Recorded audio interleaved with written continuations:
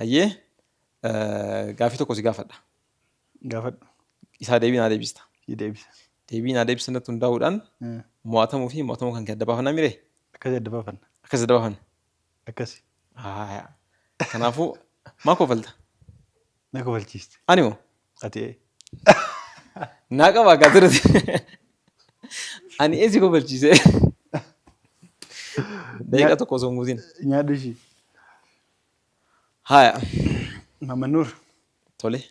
Kam nagaadha. Nagaa alhamdulillah. Baga nagaan dhufte. Baga nagaan na hidhe. Gaaffiin kennamaa inni. Gaaffiin keenya kamatu beektu sani? Eeyyee.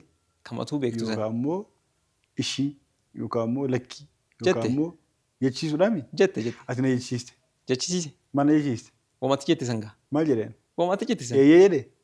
Isa osoo hin ta'in woomati jetteetiin mo'atiin san jechisiisan. Eessaa fiddeeti gaaffii kana? Durattuu beekaan.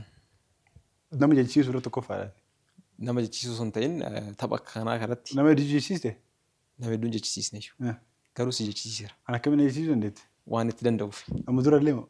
Amma dura osoo hin ta'in amma itti danda'u kee waan beekuuf. Yooma si ilaalu nama jechuu danda'u.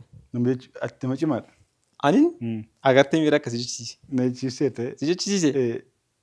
Ati maal jettee anuu jechuun barbaanne. Eeyyee jedhime.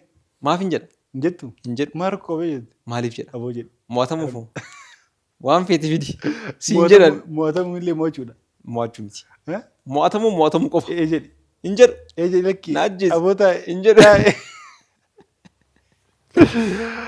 Ayyee sa'aatiin keenya dhumateera. Kanaafuu Injifatteerta. mo'atamte.